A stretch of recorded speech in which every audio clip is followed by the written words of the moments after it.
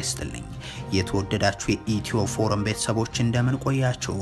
ለአሁኑ ያሰባሰብናቸውን መረጃዎች ከዚህ እንደሚከተለው ማቅረብ ጀመርን። ዋና ዋናዎቹን በቅድሚያም በፓርላማው ህዝብ ተርቦ ዳቦ ላይ እንዲያተኩርም ተገዶም ሌሎች መሰረታዊ ጥያቄዎችን እንዳያነሳ ተደርጓል የሚል ጥያቄ ቀርቧል። የብልጽግናው መንግስት ደግሞ ገና በሚቀጥለው ዓመትም በሞት ሽረት ትግል ከእያንዳንዱ ሰው ገንዘብ እሰበስባለሁ ሲል አሳውቋል። ተጨማሪውን አዘጋጅተናል። የብልጽግናው አገዛዝ በአማራ ክልል የፋኖ ኃይሎች መደበቂያ ሆኗል ያላቸውን ደኖችን እንዲጨፈጨፉ አዟል ተባለም። አርሶ አደሮች ለአመታት የሰሯቸው እርከኖችንም እንዲናዱ መመሪያ ተላልፏል ተብሏል። ከምንጮቻችን የተገኘው መረጃ ይቀርባል። የአማራ ብልጽግና ባለስልጣኑ ለፈረምነው የፕሪቶሪያው ስምምነት ተገዢ እንሆናለን ብለዋል። የትግራይ ፓርቲዎች ደግሞ የፌደራል መንግስት ትግራይ እንዲጠፋና መሬቱ እንዲወረር አድርጓል ሲሉ ከሰዋል። ይህንንም ትሰማላችሁ። ሻቢያ ብልጽግናን የበግ ለምድ የለበሰ ተኩላ ነው ሲል ወነጀለም። ጠቅላይ ሚኒስትሩ በኤርትራ ኮሪደር አለማለው ሲሉ ለተናገሩት ምላሽ ሰጥቷል። የፊልድ ማርሻል ብርሃኑ ጁላ ንግግር አጣቅሶ ባወጣው መግለጫም መቶኝ ያለቀሰም ቀድሞ የከሰሰ ሲል ብልጽግናን ከሷል። በዝርዝር እንመለከተዋለን። አሜሪካ በይፋ ከዛሬ ጀምሮ በዩኤስኤድ በኩል ማናቸውም የውጭ እርዳታዎችን ማቅረብ ማቆሟን ይፋ አደረገች። በዚህ እርምጃ ምክንያት በሚቀጥሉት 5 ዓመታት የ14 ሚሊዮን ሰዎች ህይወት ሊያልፍ ይችላልም ተብሏል። የተወደዳችሁ የኢትዮ ፎረም ቤተሰቦች አብራችሁን ስትቆዩ እነዚህንና ሌሎችን መረጃዎችን ሰማላችሁ። ሰናይ ቆይታ ይሆንላችሁ።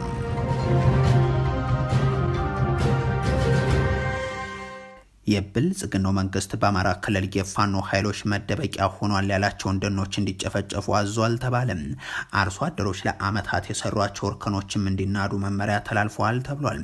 የችግኝ ተከላ ላይ ነኝ የዓለም ሪከርድን ሰበርኩ እያለ ክረምት በመጣ ቁጥር የሚገልጸው የብልጽግናው መንግስት በአማራ ክልል ውስጥ በተለይም በደቡብ ጎንደር አካባቢ የሚገኙ የደን ስፍራዎች እንዲጨፈጨፉ ትዕዛዝ ሰጥቷል ነው የተባለው።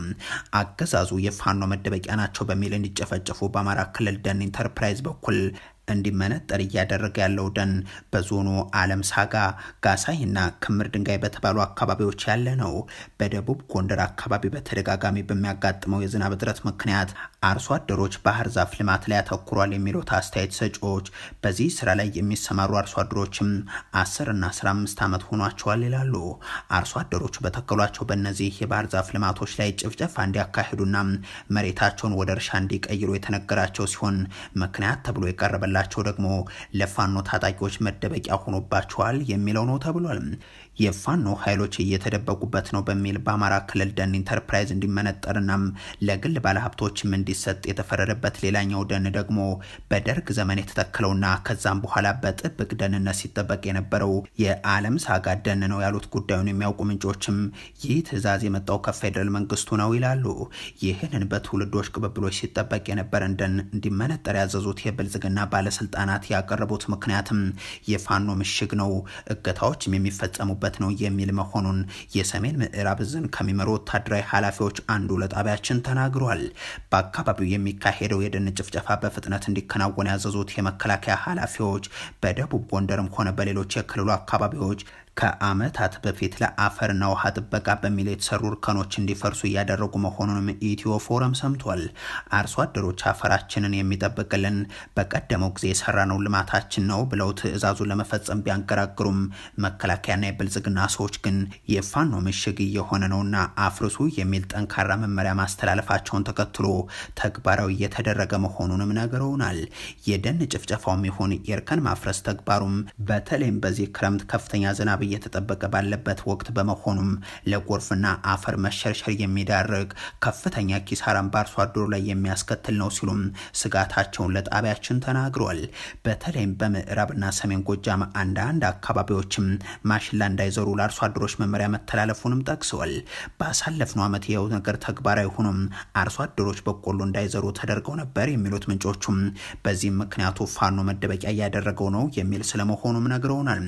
አርሶ አደሩ ማሳው የሚያዘምረውና የሚተክለውን የሚወስነው የኦህዴድ ብልጽግና ባሰማራቸው ወታደሮቹ አማካኝነት ማሽላና በቆሎ የሚዘሩትና ደን የማይጨፈጭፉትን የሚቀጣበት ስርዓት ተግባራዊ ሊያደርግ እንደሆነም ሰምተናል። በፓርላማው ህዝቡ ተርቦ ዳቦ ላይ እንዲያተኩር ተገዶ ሌሎች መሰረታዊ ጥያቄዎችን እንዳያነሳ ተደርጓል የሚል ጥያቄ ቀርቧል። የብልጽግናው መንግስት ደግሞ ገና በሚቀጥለው ዓመት በሞት ሽረት ትግል ከእያንዳንዱ ሰው ገንዘብ እንሰበስባለን ሲል አሳውቋል። አዲሱ የበጀት ዓመትን ተከትሎ ከእያንዳንዱ ዜጋ ላይ የሚሰበሰበው ገንዘብ በከፍተኛ መጠን እንዲጨምር ለማስቻል አገዛዙ እቅዱን ይፋ አድርጓል። በነ IMF ትዕዛዝ መሰረትም ነዳጅ ድጎማው ተነስቶም በቀጣይ ወራት ዋጋው እንደሚያሻቅብ ይጠበቃል። የኢትዮጵያ አርሶ አደሮችም አምና 3800 ብር አካባቢ ገደማም ገዛን ብለው ያማረሩት ማዳበሪያም ዘንድሮ እስከ 10000 ብር አውጥተው ለመግዛት ተገደዋል። አንዳንድ አርሶ አደሮችም በዚህ ሳቢያ ማሳቸውን ጦም ለማሳደር ስለመገደዳቸው ሲናገሩ ተደምጧል። ዛሬ በፓርላማው የተነሳው ጥያቄም ዜጋው በኑሮ ውድነት ተጎሳቁሎ ስለ ዳቦ ብቻ እያሰበ ሌሎች መሰረታዊ ጥያቄዎችን እንዳያነሳ ተደርጓል። ድጎማ ማንሳት ሳያንስ እሴት ታክስ መጣል መጪውን የዜጋውን ህይወት በተመለከተም እንዴት ቢታሰብ ነው የሚል ሆኗል። የነዳጅ ድጎማ ከቀረ ወይም 15% ከተጨመረበት የዋጋ ግሽበቱ በእንቅርት ላይ ጆሮ ደግፍ አይሆንብንም ነው ወይ? በቀጣይ የምርት ዘመን በዚህ ማዳበሪያ የተጠቀመ አርሶ አደር የምርቱ ዋጋው በእጥፍ ይጨምራል ማለት ነው። ዜጎችስ በምን አይነት አኗኗር ይኖራሉ? አንደኛ ምርቱ ሊቀንስ ይችላል የሚል ስጋት አለን። አንደ የማዳበሪያ ውድነት አለ። አርሶ አደሩ እያረሰ ነው ወይስ አይደለም? እሱ የምናረጋግጠው ነው። ሁለተኛ ማዳበሪያ ውድ ነው። ሶስተኛ የነዳጅ ዋጋ ጨምሯል። ህብረተሰባችን በጣም ስቃይ ላይ ነው አሁንም ያለው። ጥያቄው በጣም መሰረታዊ ጥያቄዎች ትቷል። በርግጥ መብላት መሰረታዊ ጥያቄ ነው። የዳቦ ጥያቄ ነው እያነሳ ያለው። ሌሎች ነገሮች እየተሆነ ሄደው የመኖር ጉዳይ ነው። በልጦ የማደር ጉዳይ ማለት ነው። መንግስት ሰራተኛው፣ አነስተኛ ኢኮኖሚ ደረጃ ላይ ያለው ማህበረሰብ፣ ተከራይቶ የሚኖረው ሁሉም ጫና ላይ ገብቷል። ውጥረት ላይ ነው። የብልጽግናው መንግስት ሰዎች ግን ኑሮ ውድነቱ በእጅጉ እያሽቆለቆለ ነው፣ አምና የነበረው የኑሮ ውድነት ፍጥነት ዘንድሮ በ14 በመቶ እንዲቀንስ አደረግነው ሲሉ ነው ከሰሞኑ የሰነበቱት። ከአምና ጋር ሲወዳደር የእቃዎች ሸቀጦች ወይም ደግሞ የአገልግሎቶች ዋጋ የሚያድግበት መጠን እየቀነሰ ነው ማለት ነው። ከዚያ አኳያ ሲታይ ከባለፉት ዓመታት ጋር ሲታይ ኢትዮጵያ ውስጥ ለብዙ ጊዜ ዋጋ ንረቱ ወደ 30% ነበረ። አሁን መሰረታዊ በሚባል መልኩ እየቀነሰ ነው። አምና በዚህ ወቅት አንድ እንቁላል፣ 1 ኪሎ ጤፍ፣ 1 ከረጢት ማዳበሪያም፣ የኤሌክትሪክ ታሪፍ ወዘተ ስንት ነበረም?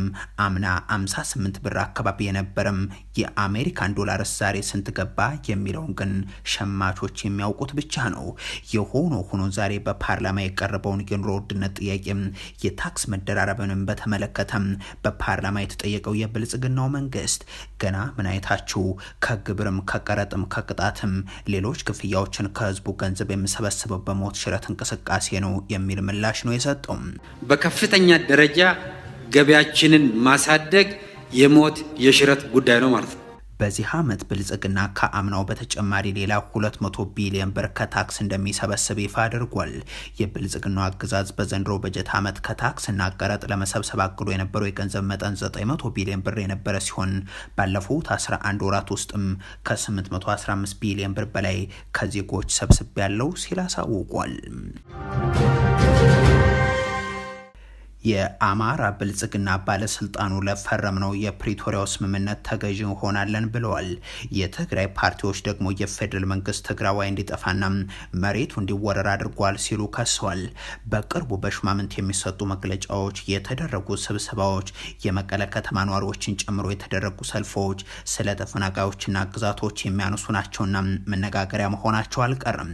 የ4 ኪሎ አስተዳደር ሰዎች ደግሞ ወልቃይትን ጨምሮ የአማራና ትግራይ ክልሎች በሚያዋስኑ አካባቢዎች ያሉ ስፍራዎች በሁለቱ ህዝቦች መካከል ቀራኔውን ለማስቀጠል ከፈጣሪ እንደተሰጣቸው ስጦታ ነው የሚገልጹት።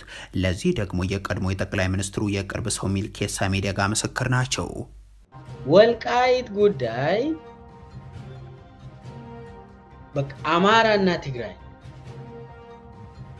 መቼም እንዳይተባበሩ የምናደርግበት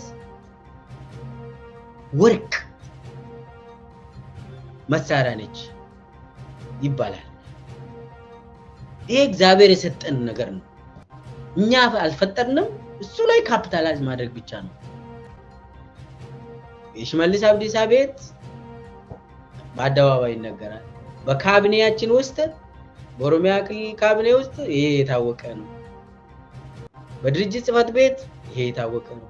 ይሄንን መጠቀም ከዛ በኋላ ምንም ስልጣናችን ላይ የሚመጣው የለም።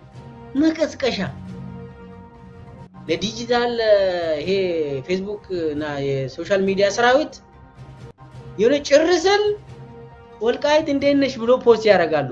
እንዲህ በሚባልባቸው አካባቢዎች ላይ ዛሬ መግለጫ ካወጡት ውስጥ የትግራይ የፖለቲካ ፓርቲዎች ይገኙበታል።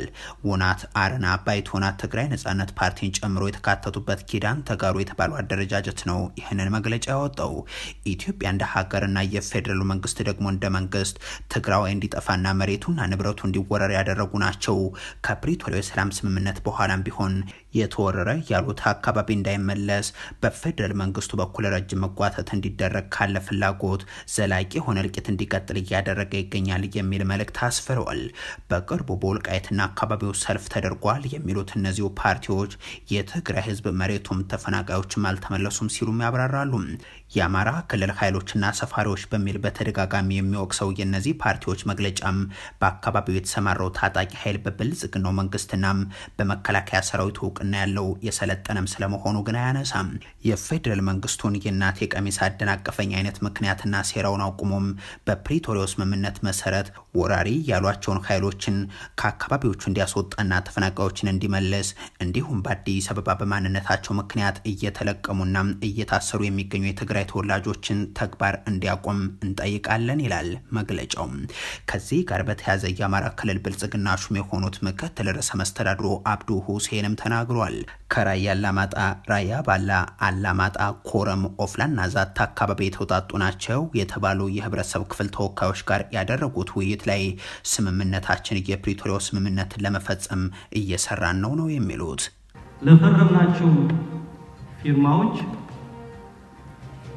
በተለይ ፕሪቶሪያ ስምምነት ላይ ለተቀመጡ ጉዳዮች ተገዥ መሆን ይጠበቃል። ያን ታሳቢ ያደረገ ስራ እንሰራለን። ይህንን ምላሽ የሰጡት ደግሞ የትግራይ ኃይሎች በደል አደረሱብን የሚል ጥያቄም ከነዚህ ነዋሪዎች ተነስቶ ነው። ብልጽግና የበግ ለምድ የለበሰ ተኩላ ነው ሲል ሻዕቢያ ወነጀለም። ጠቅላይ ሚኒስትሩ በኤርትራ ኮሪደር አለማለው ሲሉ ለተናገሩት ምላሽ ሰጥቷል። የፊልድ ማርሻል ብርሃኑ ጁላ ንግግርን አጣቅሶ ባወጣው መግለጫ መትቶኝ አለቀሰ፣ ቀድሞኝ ከሰሰ ሲል ብልጽግናን ከሷል። ከጥቂት ዓመታት በፊት ቀለበት ተሳስረው ኢትዮጵያውያን ላይ ለመዝመት ህብረት ያደረጉት ሻዕቢያና ብልጽግናም በመግለጫ መካሰሳቸውን ገፍተውበታል። ብልጽግና የኤርትራ መንግስትን አውግዙልኝ እያለም በየኤምባሲው ደብዳቤ ይዞ ሲዞር መክረሙ አይዘነጋም። ሻዕቢያ ደግሞ አንድ ሳምንት ባልሞላ ጊዜ ውስጥ ለሁለተኛ ጊዜ መግለጫውን አሰራጅቷል። የብልጽግናው ቡድን በውስጣዊ ውጥረት ጭንቀት ውስጥ ወድቋል። መያዣ መጨበጫ የሌለው ጦርነትን ጀምሮ በራሱ ህዝብ ላይ ውጊያ ከፍተዋል የሚለው ሻዕቢያ ይህንን ውጫዊ ለማድረግ እየሞከረ ነው ይላል። በቀቢጸ ተስፋ ጉዳዮችን በማወሳሰብ ሊያቀጣጥለው እያቀደ ያለው ጦርነትም ምክንያታዊ ለማድረግ ደግሞ በድርቅና ውሸትና ስም ማጥፋት ኤርትራን የሚከሱ ደብዳቤዎችን ወደ ተለያዩ ዓለማት መላክ ላይ ያተኩራል ሲልም የቀድሞ ወዳጁን ብልጽግናን ይከሳል። ፊልድ ማርሻል ብርሃኑ ጁላ በኢትዮ ኤርትራ ጦርነት ወቅት ማጥቃትን ጀምረን እያለም የኤርትራ ሰራዊት አጥቅቶናል ሲባል ሰምተን መንግስትም ይዋሻል እንዴ ብለን አፈርን ሲሉ የተናገሩትን በመግለጽ መቶኝ ያለቀሰም ቀድሞ ግን ከሰሰ የሚል አረቦችን አባባልን በማስታወስ ይህ ስልት አዲስ ክስተት አይደለም ሲል ተሳልቋል። ባለፉት 2 ዓመታት የዘመቻ ቅስቀሳ ሲደረግብኝ ነበር ያለው ያስመራው ስብስብ የባህር በር ጉዳይ የኢትዮጵያ ህልውና ጉዳይ ነው፣ በሰላምም በኃይልም የባህር በር ሊኖረን ይገባል፣ የጂኦግራፊ እስረኞች ሆነን ልንኖር አንችልም፣ ባህር ካልሰጣችሁን ጎርፍ ሆነን እንጠርጋችኋለን ሲሉ ጠቅላይ ሚኒስትር አብይ አህመድ የተናገሩትን በምኒልክ ጊዜ በመጠኑ ደርግና ኢህአዴግን የባህር በር ልናስጠብቅ አልቻልንም፣ ምቹ ጊዜ አሁን ነው በማለት የደህንነት ኃላፊው ሬድዋን ሁሴን ያብራሩትን የኤርትራ ነጻነት ህጋዊ አይደለም፣ የኢትዮጵያ ህዝብ ሪፈረንደሙ ላይ ድምጽ አልሰጠም፣ የአሰብ ወደበኛ ነው በማለት አብነን የሚሉ ሰዎች የተናገሩትን ያጣቀሰው የሻዕቢያው መግለጫም በኤርትራ የኮሪደር ልማት ተግባራዊ ያደርጋለው ሲሉ አብይ አህመድ የፖለቲካ ፓርቲ ነን የሚሉ ሰዎችን ሰብስበው የተናገሩትንም አካቷል። ይህንን ሁሉ የዘረዘረው ያስመራው አገዛዝ ብልጽግናዎች ብደታቸው ተዘርዝሮ ያልቅም ይላል።